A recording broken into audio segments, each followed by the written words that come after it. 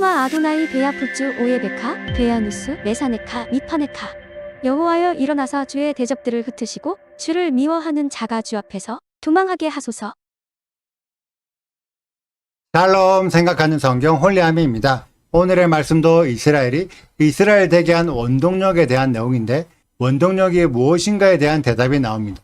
제가 어제 설명해서 우리의 믿음이 우리를 구원하는 것이 아니라 하나님의 믿음으로 구원받는다고 설명했습니다.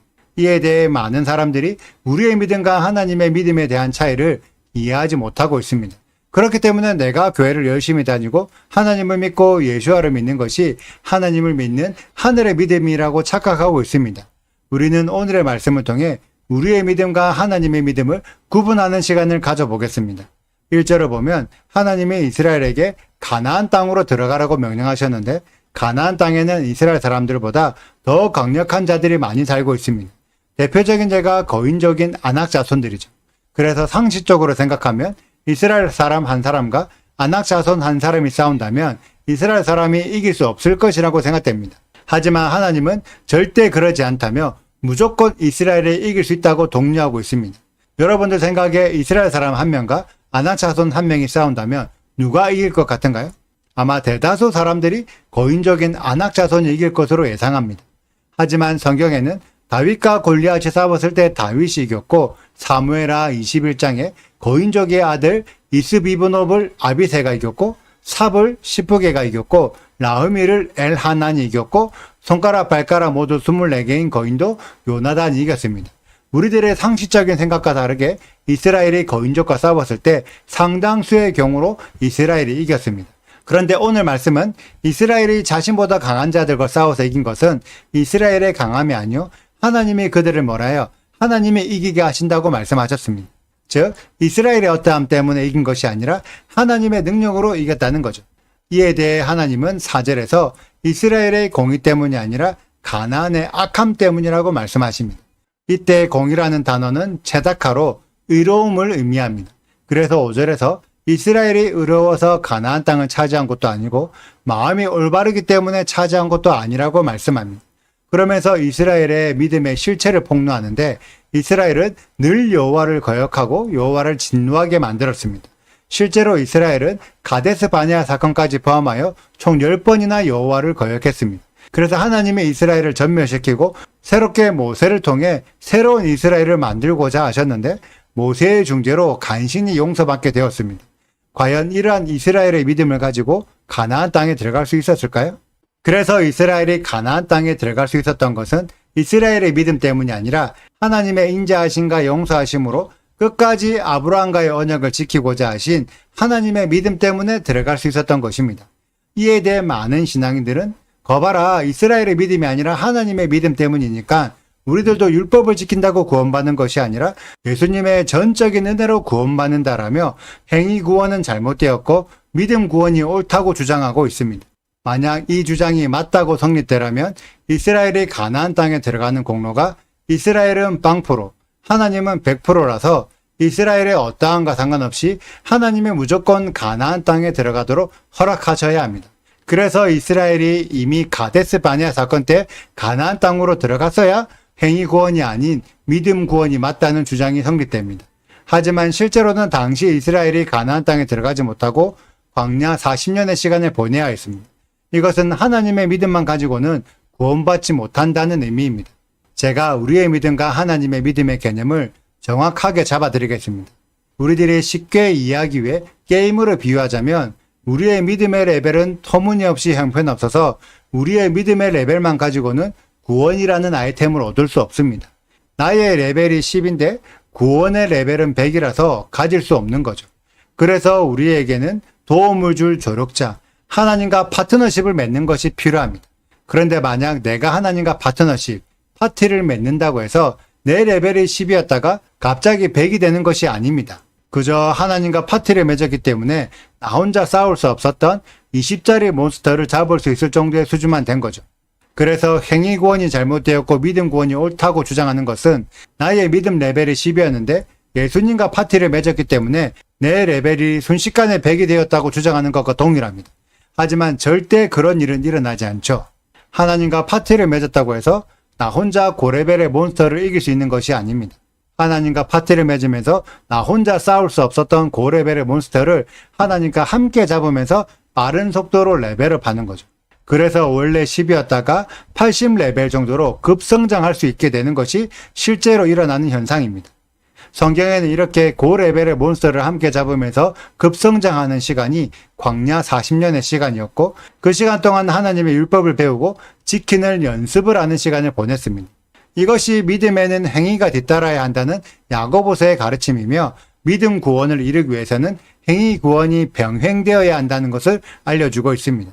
그래서 레벨이 빠른 속도로 80이 되었기 때문에 겨우 가나안 땅에 들어갈 수 있는 자격이 주어진 것이고, 이제 남은 숙제는 가나안 땅에서 계속해서 하나님의 말씀을 지키고 준행해서 스스로의 믿음의 레벨을 100만큼 성장시켜서 구원의 아이템을 취해야 하는 것입니다.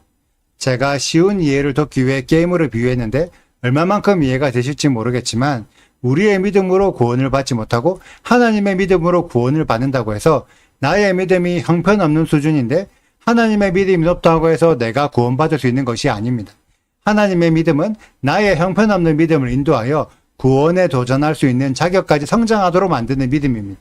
그래서 내 믿음이 구원에 도전하여 구원받기 합당할 정도로 성장해야 구원을 받을 수 있는 것이고, 예수님만 의지하여 내 믿음을 성장시키지 못하면 믿음의 레벨이 형편없어서 구원에 도전조차 못하게 됩니다. 이 개념을 분명하게 이해하셔야 예수와의 가르침이 무엇인지 이해할 수 있고, 구원을 주는 주체가 예수아가 아니라 여호와 하나님이라는 것을 깨달을 수 있습니다. 여호와 하나님은 이스라엘이 온전한 이스라엘 되기까지 율법을 지키면서 성장하길 원하셨습니다. 그리고 이 과정을 이스라엘에게만 요구하신 것이 아니라 예수아 이후로는 이방인들에게도 동일한 요구를 하고 계십니다. 그래서 이방인들도 이스라엘처럼 율법을 지켜서 구원받을 만한 믿음으로 성장해야 합니다. 이 개념을 분명하게 이해하고 우리의 믿음과 하나님의 믿음을 명확하게 구분할 줄 아는 홀리함의 가족들이 되시기를 축복합니다.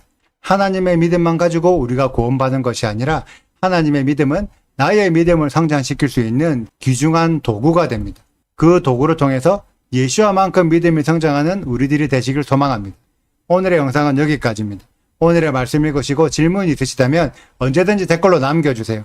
오늘도 감사합니다. 샬롬! 내 하나님 여호와께서 그들을 내 앞에서 쫓아내신 후에 내가 심중에 이르기를 내 공의로움으로 말미암아 여호와께서 나를 이 땅으로 인도하여 들여서 그것을 차지하게 하셨다 하지 말라. 이 민족들의 악함으로 말미암아 여호와께서 그들을 내 앞에서 쫓아내심이니라.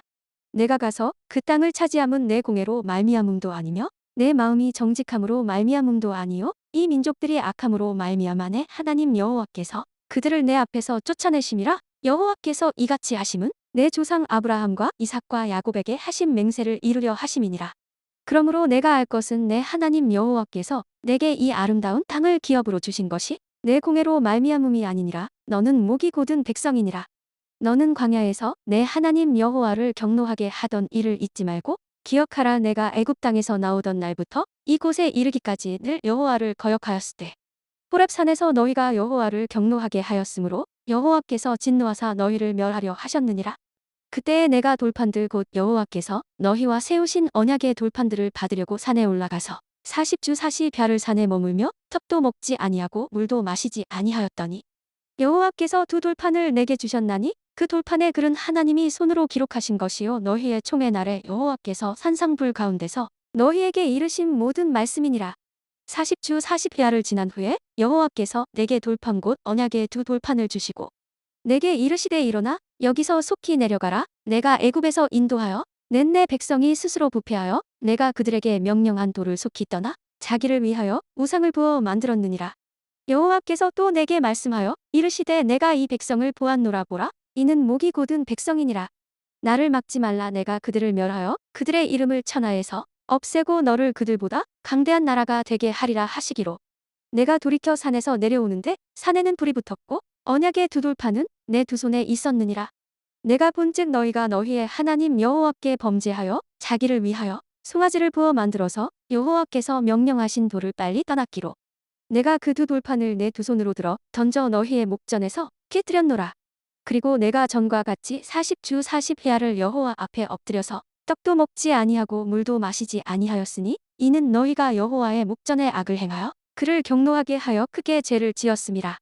여호와께서 심히 분노하사 너희를 멸하려 하셨으므로 내가 두려워하였노라. 그러나 여호와께서 그때에도 내 말을 들으셨고 여호와께서 또 아론에게 진노하사 그를 멸하려 하셨으므로 내가 그때에도 아론을 위하여 기도하고 너희의 죄 곧 너희가 만든 송아지를 가져다가 불살라 찌고 티끌 같이 가늘게 갈아 그 가루를 산에서 흘러내리는 시내에 뿌렸느니라.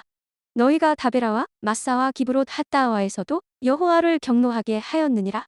여호와께서 너희를 가데스 바네아에서 떠나게 하실 때에 이르시기를 너희는 올라가서 내가 너희에게 준 땅을 차지하라 하시되 너희가 너희의 하나님 여호와의 명령을 거역하여 믿지 아니하고 그 말씀을 듣지 아니하였나니 내가 너희를 알던 날부터 너희가 항상 여호와를 거역하여 왔느니라. 그때에 여호와께서 너희를 멸하겠다 하셨으므로 내가 여전히 40주 40패를 여호와 앞에 엎드리고 여호와께 간구하여 이르되 주 여호와여 주께서 큰 위엄으로 속량하시고 강한 손으로 애굽에서 인도하여 내신 주의 백성 곧 주의 기업을 멸하지 마옵소서. 주의 종 아브라함과 이삭과 야곱을 생각하사 이 백성의 완악함과 악과 죄를 보지 마옵소서. 주께서 우리를 인도하여 내신 그 땅 백성이 말하기를 여호와께서 그들에게 허락하신 땅으로 그들을 인도하여 드릴 만한 능력도 없고 그들을 미워하기도 하사 광야에서 죽이려고 인도하여 내셨다 할까 두려워하나이다. 그들은 주의 큰 능력과 펴신 팔로 인도하여 내신 주의 백성 곧 주의 기업이로소이다 하였노라. 구독과 좋아요를 눌러주세요. 그리고 알림 설정도 해주시고요. 그리고 하트도 꼭 눌러주세요. 슈바 아도나이 리베보트 알레페 이스라엘 여호와여 이스라엘 천만인에게로 돌아오소서.